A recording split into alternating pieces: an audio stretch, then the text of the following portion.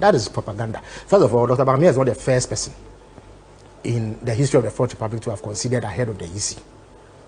Professor Mills did that in the year 2000. In 2024, the NDC considered defeat again. Professor Mills once again considered defeat. In 2008, President Akufo-Addo didn't do that. He put us he put us into a very tense situation, where at one point by midday, the central business district of Accra had been completely abandoned.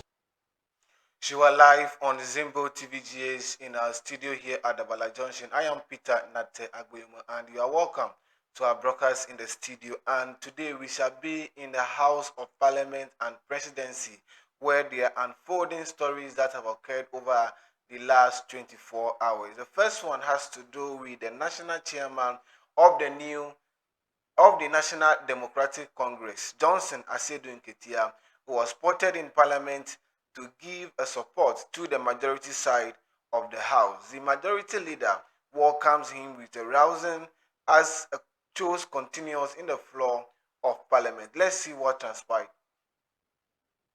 I ordinarily will not thank citizens who are sitting in the gallery and observing us. I ordinarily will not do so. But Mr. Speaker, when your forces in the chamber are confronted with a battle, they need their general, and our general is here. So I highly commend the national chairman of the party, General Asedu Nketia, who is here to give this side of the House the moral support and encouragement for us to execute the task of the House. Mr. Speaker, I thank you very much.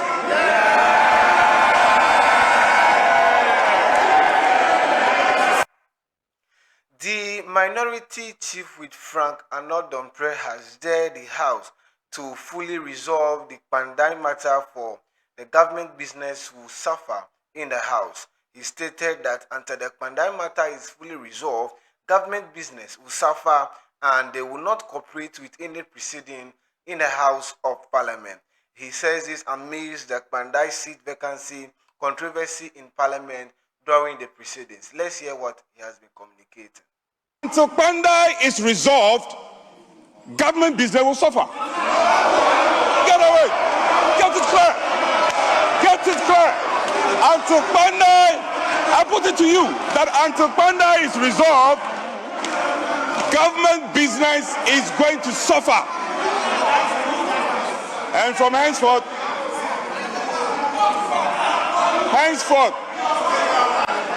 you keep telling us you have 189, 185, and then 4 independent members.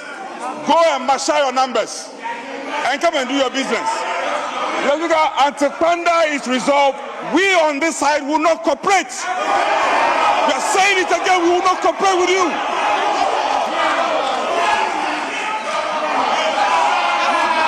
And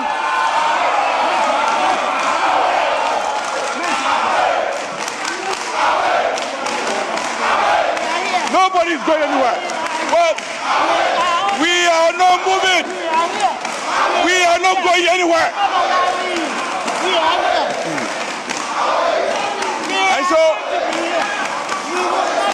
And so, Speaker, we have made that point, and we will continue to make this point. We are not obstructing government business. Now, we believe that governance is a continuum, and we must continue with government business. However, to the extent that you want to twist our hands, to the extent that you have conspired to twist our hands, I put it to you that government business will suffer. So, Mr. Speaker, we are not doing any business. We are not going to cooperate with you until Panda is resolved. And we are telling you this, Chief, we'll get it. Government business will suffer, and you are going to suffer. And if you think we are going to go home, nobody is stepping out of this chamber. Nobody is moving out. So, Speaker, We have had enough for the day. We must deservedly adjourn. And then when we come tomorrow, we'll consider whether we'll do business with you or not. Chaos erupts in Parliament as minority MPs abandon their seat and move towards the majority side, sparking tense confrontations whilst government business continues on the floor. Let's watch it out. I rise to second the motion, and doing so, present your committee's budget report. Mr. Speaker, I urge the Hamza department to capture entire report has having been read. Mr. Speaker, as I state my conclusion, in conclusion, Mr. Speaker, the committee therefore entreats the Ministry of Finance to uncap the entirely generating funds of the MPRA in order that the authority could open regional offices to enhance national coverage, strengthen compliance enforcement across the country, to effectively resolve all pension-related complaints across the country. Mr. Speaker, the National Labour Commission is pivotal in settlement of labor disputes in Ghana, giving it statutory mandate of ensuring compliance with labor laws and standards. Mr. Speaker, to facilitating the settlement. Okay, Mr. Speaker, in conclusion. Leader of the House, Mahama Ayariga, fires as the minority, accusing them of hiding behind face masks and pretending to be Democrats amid heated disruptions over the Pandai seat vacancy. Let's hear him out. Our friends on the other side will not want this fact to be stated so that Ghanaians will know why they are in black. Ghanaians will know why they are wearing face masks. They don't want Ghanaians to identify them individually. They are wearing face masks. They are wearing face masks. They don't want Ghanaians to identify them. If you are ashamed of what you are doing, remove your face mask. If you are ashamed of what you are doing, then don't do it. If you have the courage to do them, don't wear face masks to do them. I'm not wearing a face mask. I am very confident. And I can assure you that I will not be distracted. You can say anything about Boku, I will not respond to you. You can say anything, I will not mind you. I will remain focused. I will let the Ghanaians know that you are only pretending to be Democrats. You are not Democrats. Because if you are Democrats, you will allow Ghanaians to hear what is it that you are fighting. But you don't want Ghanaians to hear the facts because you know that the facts are not on your side. You are fighting for justice, but you don't want Ghanaians to know the facts on the basis that you are fighting for justice. How will the Speaker rule if the Speaker has not heard all sides of this matter? Majority of the House has presses on with government business and moved by the minority's persistent disruptions on the floor of Parliament during the proceedings. Let's watch it out. Item number 9C is by the Minister for Energy and Green Transition. Mr. Speaker, the Minister for Energy and Green Transition is unavoidably absent, and so I crave your indulgence for his deputy, the Deputy Minister for Energy and Green Transition, who is in the chamber, to lay the work program of the Ghana National Petroleum Corporation on behalf the Deputy Minister for Lands, to lay the paper on behalf of the Minister for the Minister for Energy and Green Transition, GNPC, for the year 2026. Honorable members, item 9C 9C, Work Program of the Ghana National Petroleum Corporation, GNPC, for the year 2026. Honorable members, the work program of the Ghana National Petroleum Corporation for the year 2026 has been presented to the House and referred to the Committee on Energy for consideration and report to the House. Honorable members, we now move to item 25.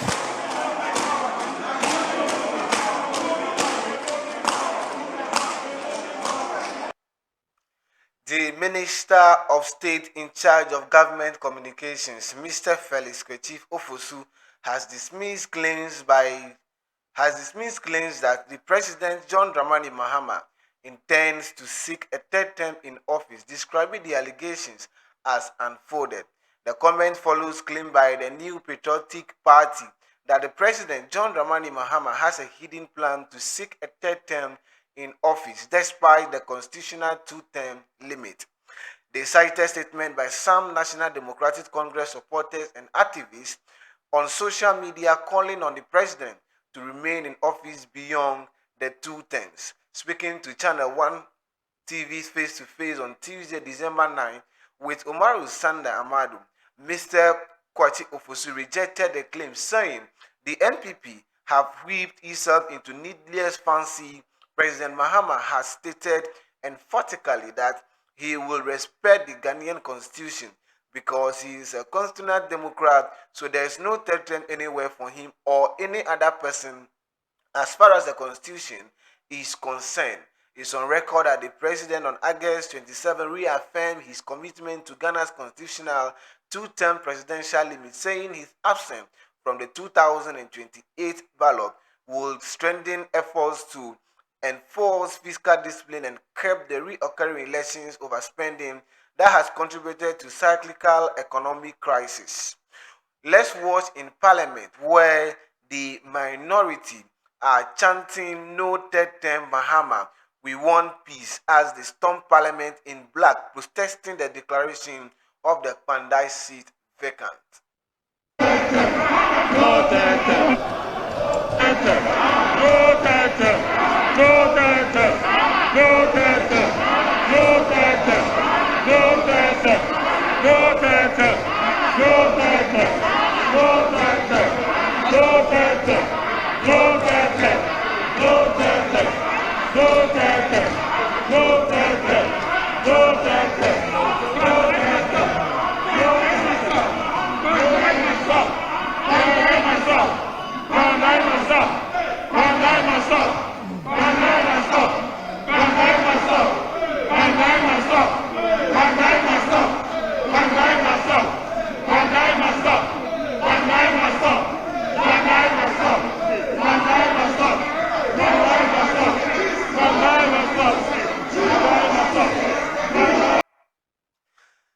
Minister for Government Communications Felix Kwesi Ofosu has outlined what he calls early signs of a steady economic turnaround. He said the stabilized cedi and reduced debt are a remarkable achievement of his government in just 11 of his administration. Let's watch what he communicated.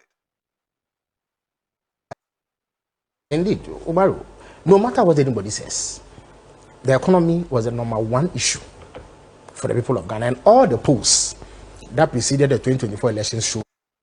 And we made a clear commitment. It's in our manifesto. In fact, the very first pages of our manifesto captures that point. And we made clear commitments to reverse the economic decline that the NPP had supervised. And indeed, the figures show that that has happened. There has been a 360-10 in the fortunes of the Ghanaian economy. Every available indicator shows progress. Growth is good.